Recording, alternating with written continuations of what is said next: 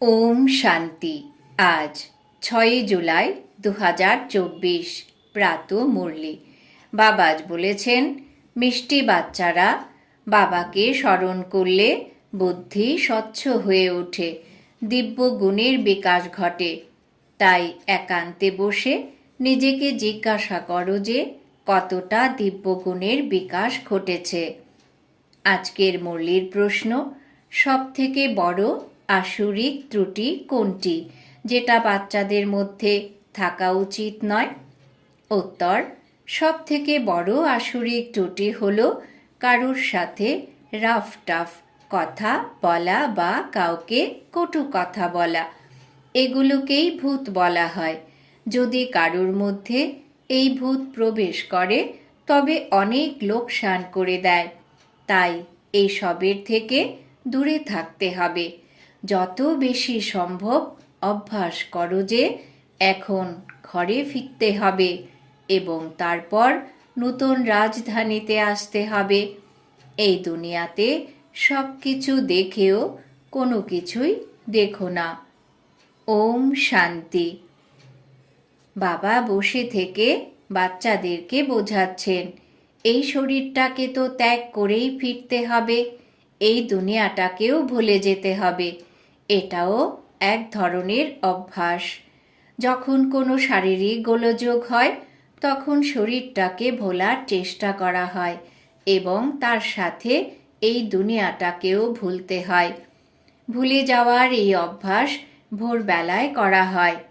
এবার আমরা ফেরত যাব। এই জ্ঞান তো বাচ্চারা পেয়েছে। এই সমগ্র দুনিয়াকে ত্যাগ করে এবার ঘরে ফিরতে হবে। খুব বেশি জ্ঞানের তো প্রয়োজন নেই। সর্বদা এই আনন্দেই থাকার চেষ্টা করো।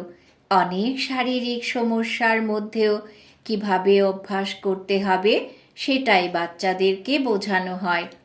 মনে করো যেন তুমি এই দুনিয়াতেই নেই। এটাও খুব ভালো অভ্যাস। আর তো অল্প সময়। বাবাও সহযোগ করেন এবং ইনি নিজেও সহযোগ করেন। সহযোগিতা তো অবশ্যই করা হয়, কিন্তু পুরুষার্থ করতে হবে। যা কিছু দেখতে পাচ্ছ সেই সব কিছুই নেই। এখন ঘরে ফিরতে হবে। তারপর সেখান থেকে নিজের রাজধানীতে আসতে হবে। অন্তিমে কেবল এই দুটো শব্দই অবশিষ্ট থাকবে, যেতে হবে এবং তারপরে আসতে হবে। দেখা গেছে যেসব শারীরিক ব্যাধি পূর্বে সমস্যা সৃষ্টি করত, এই স্মরণের অভ্যাসের দ্বারা সেগুলো অটোমেটিক্যালি অনেক কমে যায় এবং জীবনে খুশি বজায় থাকে। খুশির থেকে পুষ্টিকর আহার আর কিছুই নেই। তাই বাচ্চাদেরকেও এই ব্যাপারে বোঝাতে হয়। বাচ্চারা, এখন তো ঘরে ফিরতে হবে, সুইট হোমে যেতে হবে, এই পুরাতন দুনিয়াটাকে ভুলে যেতে হবে। এটাই হলো স্মরণের যাত্রা। বাচ্চারাও এখন বুঝতে পারছে। বাবা প্রতি কল্পেই আসেন এবং বলেন যে পরের কল্পে আবার দেখা হবে। বাবা বলেন, বাচ্চারা, তোমরা এখন যেটা শুনছো পরের কল্পেও সেটাই আবার শুনবে। বাবা বলেন, প্রত্যেক কল্পেই আমি এসে বাচ্চাদেরকে সঠিক পথ প্রদর্শন করি। এটা তো বাচ্চারাও জানে, কিন্তু সেই পথে তো বাচ্চাদেরকেই চলতে হবে। বাবা এসে পথ প্রদর্শন করেন, সাথে করে নিয়ে যান। কেবল পথ প্রদর্শনই করেন না, সাথে করে নিয়েও যান। এটাও বোঝানো হয়। যেসব চিত্র ইত্যাদি রয়েছে, অন্তিমে সেগুলো কিছুই কাজে লাগবে না। বাবা তো তার পরিচয় দিয়ে দিয়েছেন। বাচ্চারাও বুঝে যায় যে বাবার দেওয়া উত্তরাধিকার হলো সীমাহীন রাজত্ব। যারা গতকাল অবধি মন্দিরে যেত, এই বাচ্চাদের গুণগান করত, বাবার কাছে তো এরাও সন্তান, তাই না? যারা এদের শ্রেষ্ঠত্বের এত গুণ কীর্তন করত, তারাই এখন শ্রেষ্ঠ হওয়ার পুরুষার্থ করছে। শিব বাবার কাছে তো এগুলো কোনো নতুন ব্যাপার নয়। তোমাদের অর্থাৎ বাচ্চাদের জন্য এগুলো হলো নতুন কথা। যুদ্ধের ময়দানে তো বাচ্চারাই রয়েছে। বিভিন্ন উল্টো পাল্টা সংকল্প এদেরকে জ্বালাতন করে। কাশিটাও হলো এনার কর্মভোগ, অর্থাৎ ব্রহ্মা বাবার কর্মভোগ, যেটা এনাকেই ভোগ করতে হবে। বাবা তো সদা আনন্দময়, কর্মাতীত হতে হবে এনাকে। বাবার তো সর্বদাই কর্মাতীত অবস্থা। আমাদের মতো বাচ্চাদেরকেই মায়াবী বিঘ্নরূপী কর্মভোগের সম্মুখীন হতে হবে, এটা বোঝার বিষয়। বাবা তো কেবল পথ প্রদর্শন করেন, সব কিছু বুঝিয়ে দেন। যদি রথের কিছু হয় তবে তোমাদের মধ্যেও ফিলিং হবে যে দাদার কিছু হয়েছে। বাবার তো কিছুই হয় না, যা কিছু হয় সব এনার। জ্ঞান মার্গে অন্ধবিশ্বাসের কোনো স্থান নেই। বাবা বোঝাচ্ছেন যে আমি কোন শরীরে আসি, অনেক জন্মের অন্তিমে এক পতিত শরীরে আমি প্রবেশ করি। দাদাও মনে করেন যে আমিও অন্যান্য বাচ্চাদের মতোই একজন। দাদাও তো পুরুষার্থী, এখনো সম্পূর্ণ হননি। তোমরা প্রজাপিতা ব্রহ্মার সন্তানেরা, অর্থাৎ ব্রাহ্মণরা বিষ্ণুপদ পাওয়ার জন্য পুরুষার্থ করছো। লক্ষ্মীনারায়ণ বলো আর বিষ্ণুই বলো, ব্যাপারটা তো একই। বাবাই বুঝিয়েছেন। আগে তো এইসব কিছুই বুঝতে না। ব্রহ্মা বিষ্ণু শঙ্করকেও বুঝতে না, নিজেকেও বুঝতে না। এখন তো বাবাকে এবং ব্রহ্মা বিষ্ণু শঙ্করকে দেখলেই বুদ্ধিতে আসে যে এই ব্রহ্মাও তপস্যা করছেন। এই সেই শ্বেত বস্ত্র কর্মাতীত অবস্থাও এখানেই হয়। ইন অ্যাডভান্স তোমাদের সাক্ষাৎকার হয়ে যায় যে এই বাবা ফরিস্তা হয়ে যাবেন।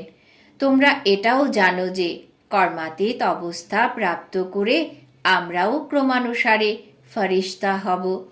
যখন তোমরা ফরিস্তা হয়ে যাবে তখনই বোঝা যাবে যে এইবার যুদ্ধ শুরু হবে। কারুর পৌষ মাস, কারুর সর্বনাশ। এটা হলো অত্যন্ত উচ্চ অবস্থা। বাচ্চাদেরকে এই রকম অবস্থায় পৌঁছাতে হবে। তোমরা নিশ্চিত যে আমরাই এই চক্র ঘোরাই। অন্য কেউ তো এই কথাগুলো বুঝতেই পারবে না। এগুলো তো নতুন জ্ঞান। পবিত্র হওয়ার জন্য বাবা স্মরণ করা শেখান। তোমরা বুঝেছ যে বাবার কাছ থেকেই উত্তরাধিকার পাওয়া যায়। প্রতি কল্পেই বাবার সন্তান হও এবং ৮৪ চক্র পরিক্রমা করো। যে কোনো ব্যক্তিকেই তোমরা বোঝাও যে আপনি হলেন আত্মা এবং পরমপিতা পরমাত্মা হলেন আপনার পিতা, তাকেই স্মরণ করুন। তখন তার বুদ্ধিতেও খেয়াল আসবে যে দৈবী প্রিন্স হওয়ার জন্য এই রকম পুরুষার্থ করতে হবে, বেকারগুলোকে ত্যাগ করতে হবে। বাবা বোঝাচ্ছেন, ভাই বোনও ভেবো না, কেবল ভাই ভাইয়ের স্মৃতি রাখো এবং বাবাকে স্মরণ করো। তাহলেই বিকর্ম বিনষ্ট হবে এবং আর কোনো সমস্যা হবে না। অন্তিমে কোনো কিছুর প্রয়োজন হবে না। কেবল বাবাকে স্মরণ করতে হবে এবং আস্তিক হতে হবে। এই রকম সর্বগুণ সম্পন্ন হতে হবে। লক্ষ্মীনারায়ণের ছবিটা একেবারে যথার্থ, কিন্তু বাবাকে ভুলে গেলে দিব্যগুণ ধারণ করতেও ভুলে যাও। বাচ্চারা, তোমরা একান্তে বসে চিন্তন করো যে বাবাকে স্মরণ করে আমাদেরকে এই রকম হতে হবে, এই সব গুণগুলো ধারণ করতে হবে। খুবই সহজ ব্যাপার, কিন্তু বাচ্চাদেরকে অনেক পরিশ্রম করতে হবে। অনেক ক্ষেত্রেই দেহ অভিমান চলে আসে। বাবা বলছেন, দেহি অভিমানী হও। উত্তরাধিকার তো বাবার কাছ থেকেই নিতে হবে। বাবাকে স্মরণ করলেই ময়লা দূর হবে। বাচ্চারা জানে যে এখন বাবার আগমন হয়েছে, তিনি ব্রহ্মার দ্বারা নতুন দুনিয়া স্থাপন করছেন। তোমরা বাচ্চারা জানো যে এখন স্থাপন করার কাজ চলছে, কিন্তু এত সহজ কথাও তোমরা ভুলে যাও। বাবা তো একজনই, সেই অসীম জগতের বাবার কাছ থেকে রাজত্ব পাওয়া যায়। বাবাকে স্মরণ করলেই নতুন দুনিয়াও স্মরণে আসে। যারা অবলা কুবজা তারাও অনেক ভালো পথ পেতে পারে, কেবল নিজেকে আত্মা মনে করে বাবাকে স্মরণ করো। বাবা তো রাস্তা বলেই দিয়েছেন। তিনি বলেছেন, নিজেকে আত্মা রূপে নিশ্চয় করো। বাবার পরিচয় তো পেয়ে গেছো, বুদ্ধিতে বসে গেছে যে এখন 84 জন্ম পূর্ণ হয়েছে, এখন ঘরে ফেরত যাব এবং তারপর স্বর্গে এসে অভিনয় করব। কোথায় স্মরণ করব, কিভাবে স্মরণ করব, এই রকম প্রশ্নের তো কোনো অর্থই নেই। বুদ্ধিতে তো রয়েছে যে বাবাকে স্মরণ করতে হবে। বাবা যেখানেই থাকুন, তুমি তো তারই সন্তান। অসীম জগতের বাবাকে স্মরণ করতে হবে। যতক্ষণ এখানে বসে আছো ততক্ষণ তোমাদের খুব আনন্দ হয়। বাবার সাথে সামনাসামনি মিলন হয়। মানুষ তো সংশয় প্রকাশ করে যে শিব বাবার জয়ন্তী কিভাবে হবে। ওরা তো এটাও বোঝে না যে শিবরাত্রি কেন বলা হয়। কৃষ্ণের ক্ষেত্রে মনে করে যে ওর জন্ম রাত্রিতে হয়েছিল, কিন্তু ওটা তো এই রকম রাত্রির ব্যাপার নয়। যখন অর্ধেক কল্পব্যাপী রাত্রির সমাপ্তিক্ষণ উপস্থিত হয়, তখনই নতুন দুনিয়া স্থাপন করার জন্য বাবাকে আসতে হয়। খুবই সহজ ব্যাপার। বাচ্চারা নিজেরাও বোঝে যে এটা তো খুবই সহজ। দিব্য গুণ ধারণ করতে হবে, না হলে শত গুণ পাপ হয়ে যায়। যাদের দ্বারা আমার নিন্দা হয় তারা কখনোই উঁচুতে স্থান পাবে না। বাবার নিন্দা করানোর নিমিত্ত হলে পদ কম হয়ে যাবে। খুব মিষ্টি স্বভাবের হতে হবে। রুক্ষ কিংবা অভদ্রভাবে কথা বলা তো কোনো দিব্য গুণ নয়। বুঝতে হবে যে এটা একটা আসরিক ত্রুটি। বাবা অতি ভালোবাসার সাথে বোঝাচ্ছেন যে এটা কোনো দিব্য গুণ নয়। বাচ্চারা জানে যে এখন কলিযুগের সমাপ্তিক্ষণ আসন্ন। এটা হলো সঙ্গম যুগ। দুনিয়ার মানুষ তো কিছুই জানে না, কুম্ভকর্ণের নিদ্রায় মগ্ন। ওরা মনে করে এখনো 40,000 বছর বাকি আছে, এখনো আমরা অনেক দিন বাঁচব, সুখ ভোগ করব। কিন্তু ওরা জানে না যে দিনে দিনে দুনিয়া আরও তমপ্রধান হচ্ছে। তোমরা বাচ্চারা তো বিনাশের সাক্ষাৎকারও করেছ।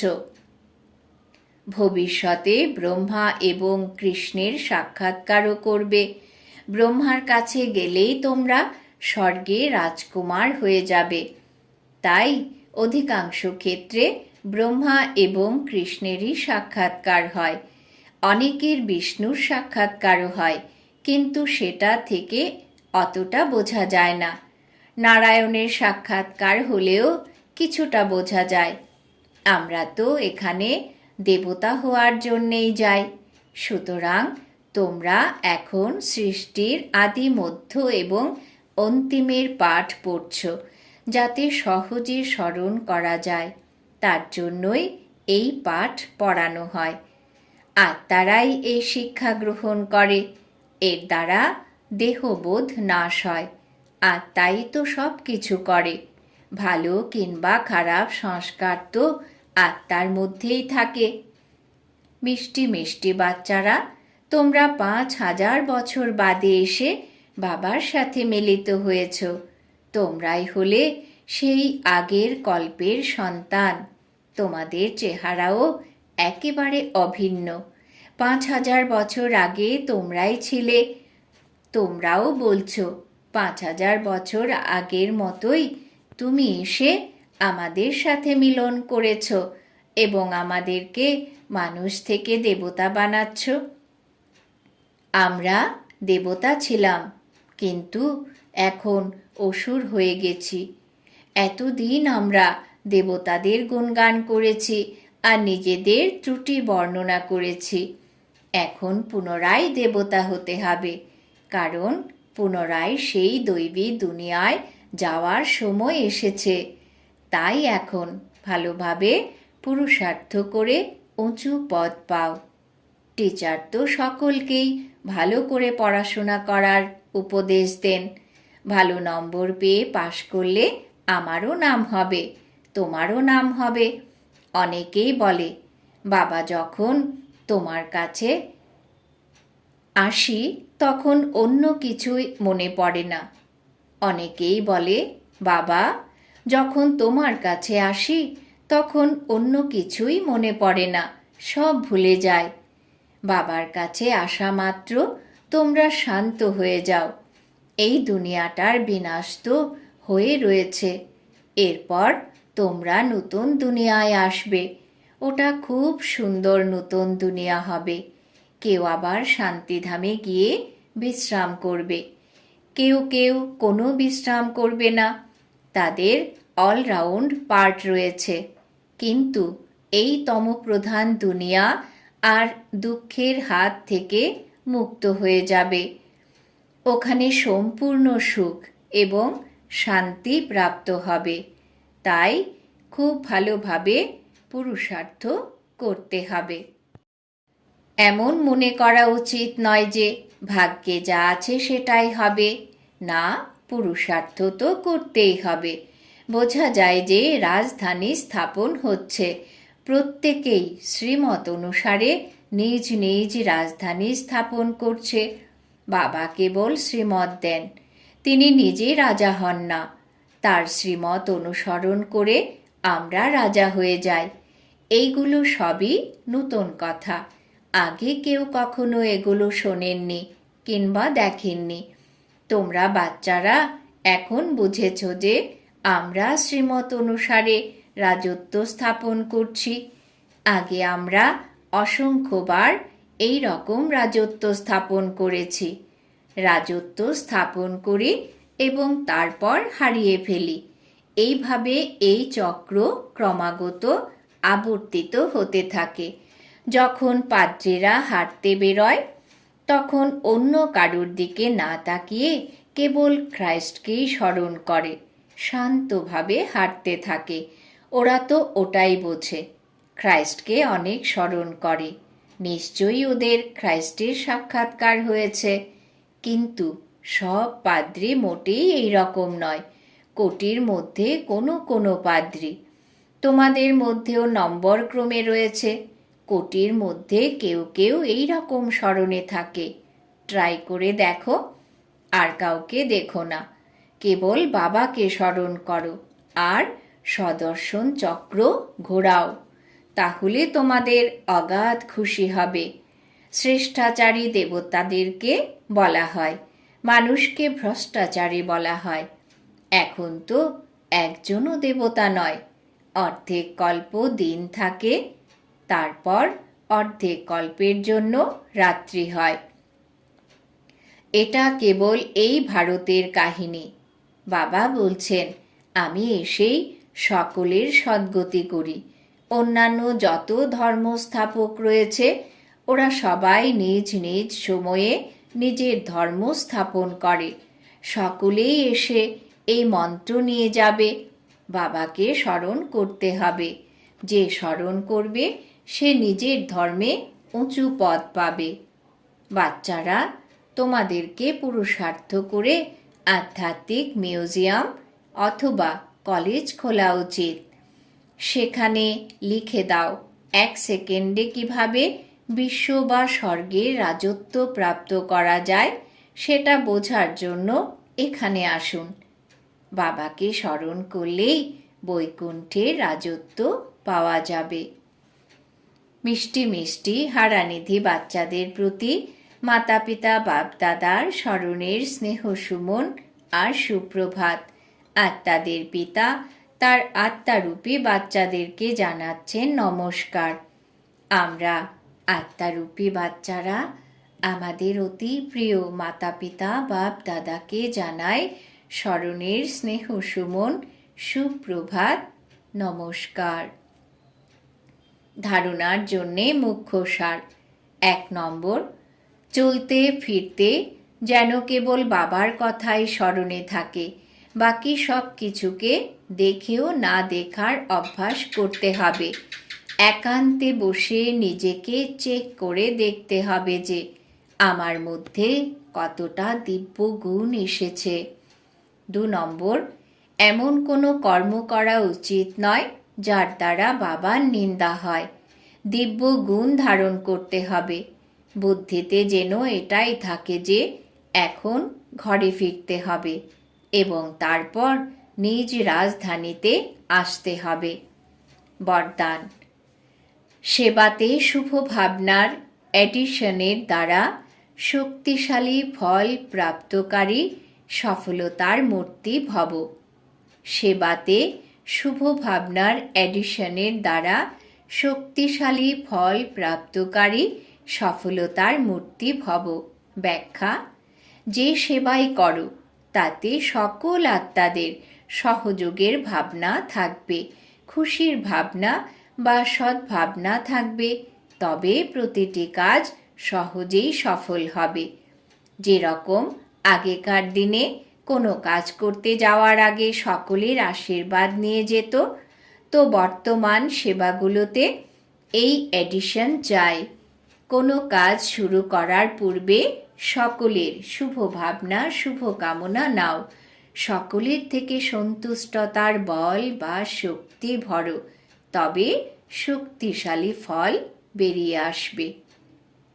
স্লোগান, যেরকম বাবা জি হাজির বলেন সেই রকম তোমরাও সেবাতে জি হাজির, জি হুজুর করো, তবেই পুণ্য জমা হয়ে যাবে।